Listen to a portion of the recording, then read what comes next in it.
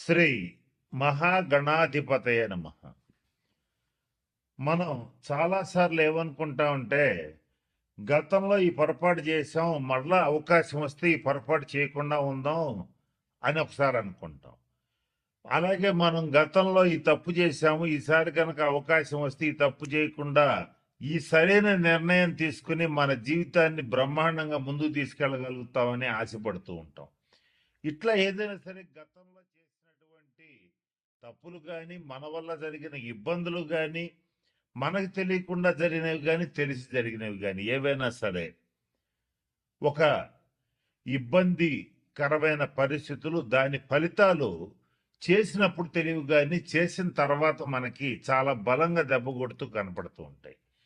అటువంటి వాటి నుంచి తప్పించుకోవటానికి ఒక 136 రోజుల పాటు, అంటే జూలై 27, 2026 నుంచి డిసెంబర్ 10, 2026 వరకు శని వక్రించి ఈ 136 రోజుల పాటు మనం ఏదైతే చెయ్యాలనుకుని మిస్ అయిపోయామో గత 2.5 సంవత్సరాల్లో, అది మళ్ళీ చేసి సక్సెస్ సాధించడానికి, జరిగిన తప్పులు దిద్దుకోవడానికి, జరిగిన ఇబ్బందుల నుంచి బయటపడటానికి ఒక 4 రాసుల వాళ్ళకి మంచి రాజయోగం ఇస్తూ అవకాశం ఇస్తున్నటువంటి శని వక్రగ్రహ సంచారం ఏదైతే ఉందో, ఈ 4 రాసుల వాళ్ళని ఏ రకమైనటువంటి నిర్ణయాలు తీసుకుంటే, ఏ తప్పులు సరి చేసుకుంటే ఎలా ముందుకెళ్ళచ్చు అనేటువంటి అంశం గురించి జ్యోతిష్ శాస్త్ర పరంగా కొన్ని సూచనలు, సలహాలు ఇప్పుడు నేను మీకు తెలియచేయడానికి ప్రయత్నం చేస్తాను. మేషరాశి వీళ్ళకి ఏలినాటి శని ప్రారంభం కాకముందు 2.5 సంవత్సరాల పాటు వాళ్ళు అసలు ఏలినాటి శని గురించి పెద్దగా ఆలోచించి ఉండరు. అదే మొదటిసారి లేదా రెండవసారి ఏలినాటి శని వచ్చినటువంటి వాళ్ళు జీవితంలో పెద్దగా ఆలోచించి ఉండరు. వాళ్ళు ఏమనుకుని ఉంటారంటే అంతా సవ్యంగా సాగిపోతుంది, మంచి, ఎందుకనంటే వీళ్ళు మంచి ఆత్మవిశ్వాసంతో ఉంటారు, మనోధైర్యం ఎక్కువ ఉంటుంది, శారీరకంగా మానసికంగా ఎక్కువ మంది మేషరాశి వాళ్ళు దృఢంగా ఉంటారు. కాబట్టి వీళ్ళు ఏంటంటే మనల్ని ఏం చేయదులే ఈ గ్రహగతులు అనేటువంటి పరిస్థితుల్లో తెలియకుండానే గత 2.5 సంవత్సరాల్లో అనేక రకాల తప్పులు చేసి ఉంటారు. ఆ తప్పుల్లో ముఖ్యంగా కుటుంబ పరమైనటువంటి విషయాల్లో నిర్ణయాలు తీసుకోవడంలో ఖచ్చితంగా తప్పు చేసి ఉంటారు. అట్లాగే మరొక ముఖ్యమైన తప్పు ఎక్కడ చేసి ఉంటారంటే ఆర్థిక పరమైనటువంటి నిర్ణయాలు తీసుకోవటంలో డెఫినెట్గా ఎక్కడో ఒక చోట పప్పులో కాలేసి ఉంటారు. అంటే ఎక్కడో సపోజ్ ఒక వ్యాపారస్తుడు, మేషరాశి వ్యాపారస్తుడు ఒక చోట వ్యాపారంలో డబ్బులు పెట్టాలి. ఇక్కడ పెడితే 2 చోట్ల పెట్టే ఆప్షన్ వచ్చిందనుకో, ఎక్కడ పెట్టాలో ఆలోచించుకుంటాడు. ఆలోచించుకుని ఏం చేస్తాడంటే తనకి తోచిన చోట, తన నాలెడ్జ్ సహకరించిన చోట పెట్టేస్తాడు. అది కాస్త తీరా చూసేటప్పటికి ఏలినాటి శని ప్రారంభం అయ్యేటప్పటికి అతనికి పూర్తిగా నష్టాలు వచ్చి చాలా ఇబ్బంది పెట్టి డబ్బులు ఖర్చు అయిపోయి చేతిలో ఉన్న రూపాయి కూడా పోయే పరిస్థితి వచ్చి ఉంటుంది. అటువంటి మేషరాశి ఆర్థికంగా బలపడటానికి ఈ 136 రోజులు సువర్ణ అవకాశం.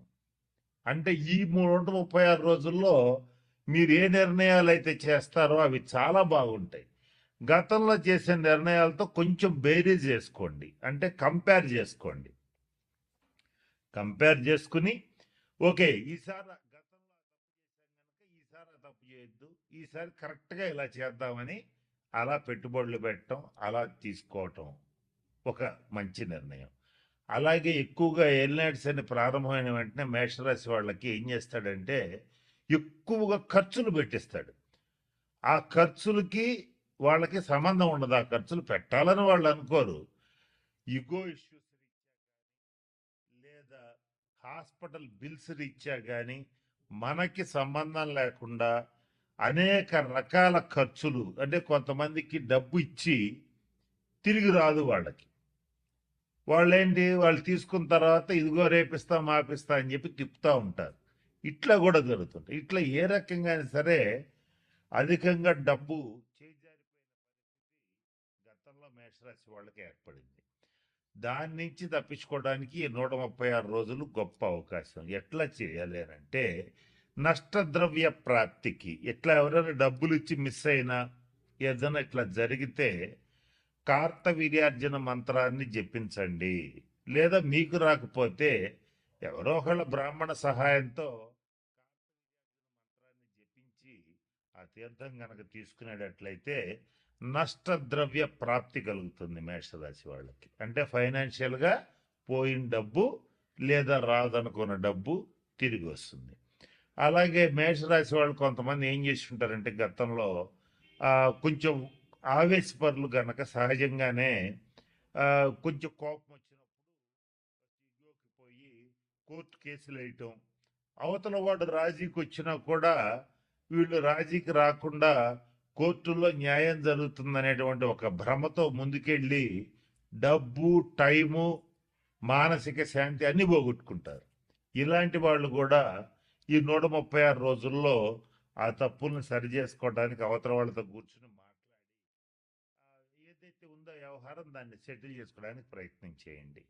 అట్లాగే ఈ మేషరాశి వాళ్ళు కుటుంబ సంబంధమైనటువంటి విషయాల్లో జీవిత భాగస్వామితో కానీ, కుటుంబ సభ్యులతో కానీ, తండ్రితో కానీ, ముఖ్యంగా తండ్రితో కానీ, జీవిత భాగస్వామితో కానీ కొంచెం గతంలో కొద్దిగా ఏదైనా తప్పుగా ప్రవర్తించినా వాళ్ళ మీద కొంచెం వాళ్ళ మీదకి వెళ్ళినా లేదా వాళ్ళు వీళ్ళ మీదకి వచ్చినా ఎట్లా జరిగినా సరే దాన్ని సరి చేసుకునే అవకాశం అనేటువంటిది ఈ 136 రోజుల్లో వీళ్ళకి లభిస్తుంది.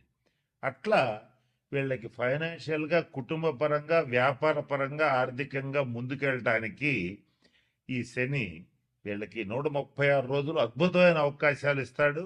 కనుక వచ్చిన అవకాశాలను వచ్చినట్లుగా కొంచెం జాగ్రత్తగా జాతకాన్ని పరిశీలింప చేసుకుని ముందుకెళ్ళగలిగితే మరిన్ని శుభ ఫలితాలు డెఫినెట్గా పొందగలుగుతారు. అంటే వృద్ధులు, వికలాంగులు ఎవరన్నా ఉంటే వాళ్ళకి సహాయం చేయండి. అది ఆర్థికంగా కావచ్చు, అలాగే వాళ్ళకి సర్వీస్ చేయటం కావచ్చు.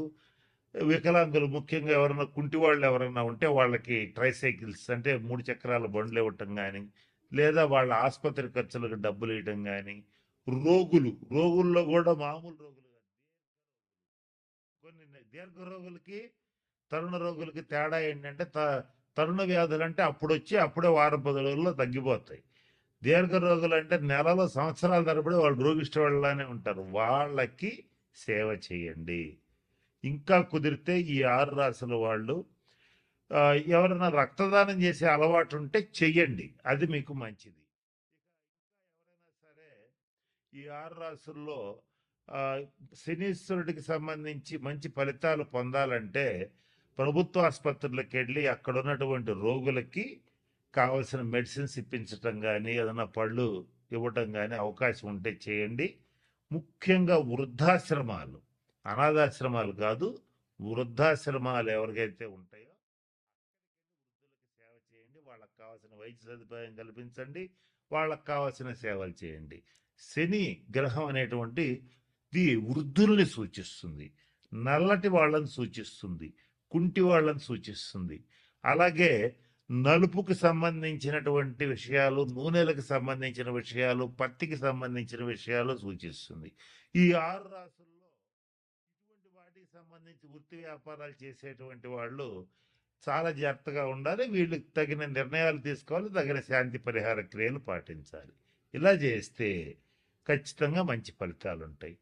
ఇంకొక ముఖ్యమైన విషయం, శని ఎప్పుడు కూడా క్రమశిక్షణను కోరుకుంటాడు, ఆనెస్టీ, నీతి నిజాయితీలను కోరుకుంటాడు. ఈ 6 రాసుల్లో ఎవరైతే నీతిగా నిజాయితీగా ఉంటారో, క్రమశిక్షణతో ఉంటారో, పరద్రవ్యాన్ని ఆశించరో, అంటే ఎదుటివాడి ఇల్లు కొంప కొల్లగొట్టి కాజేయాలనుకోరో, వాళ్ళకి మాత్రం మంచి ఫలితాలు ఉంటాయి.